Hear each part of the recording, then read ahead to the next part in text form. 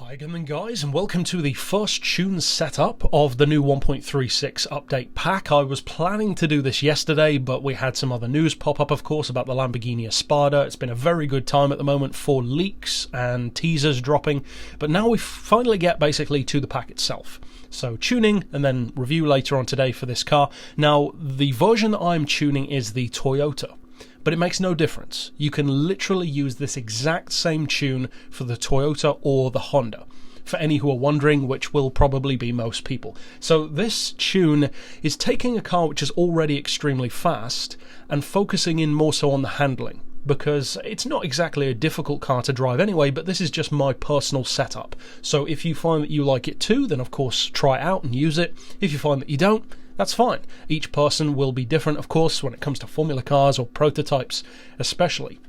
Now, as far as the upgrades go, you don't want to touch the power or the weight because you cannot make them any better.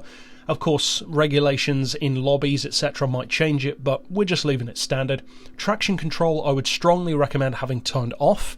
If you are a less experienced driver, you might want to have it on, for instance, 1, but you don't really need it. As far as the tyres, I've put it on hards. Now, it comes with mediums as standard, so we've actually downgraded that.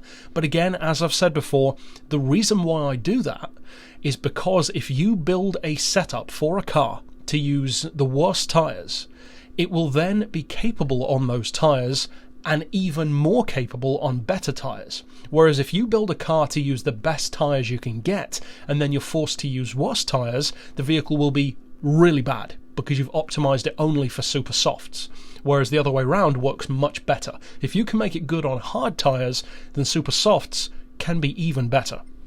So as far as the suspension goes then, I've got the front ride height on 45mm, the rear on 100, pretty huge difference between the two, but that does help out with cornering ability. As far as the frequency on the springs, we've got 6 exactly, anti-roll we've got 7 and 6, for the compression on the dampers 55, 85 for the rebound, so not a huge change there. 1 degree of camber, so less than you originally have.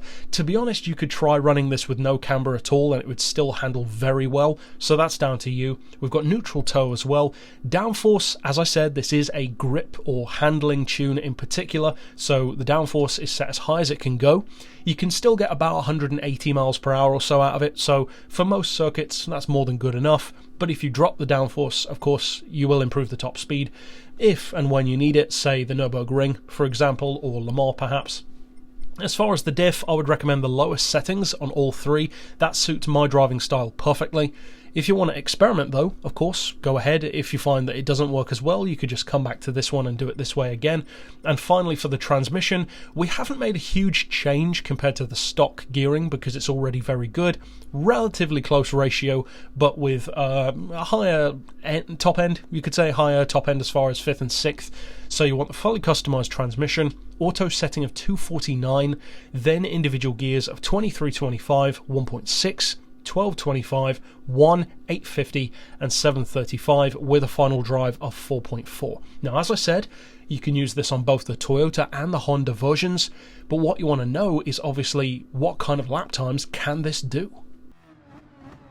Well, the lap in particular that I'm going to show you is one of the same laps that you'll see later on in my review for the car, and you'll also see me taking the other version, the Honda, with this exact same tune setup around Autopolis. Now, to give you some idea of how quick this can go, this car is faster around Dragon Trail, our usual test course of choice, than a Group 1 Tomahawk. That is really impressive. It did around 121, I think it was a lap, like a 121.2 or something like that, but you'll see it in the video anyway. And around Autopolis, as you'll see tonight in the review, it did a 128.1. So compare that to your own times and it will give you some idea of what it's capable of. Of course, I have no doubt that many of you could probably take this tune and push it even further than I did. That's the whole point, of course. So if you do want a really easy to drive, very pleasant, very fun handling setup for the car, which is extremely forgiving, then this is the tune for you. So give it a try, see if you like it. And of course, if you do like it, then I'd love to hear about it down below. But that's it for this tune overall. Of course, stick around later on today for the review of both versions of the car in one video. And that's it for this vid, so click the playlist here on screen to see all of my other tune setups. And for now, as always, thanks for watching.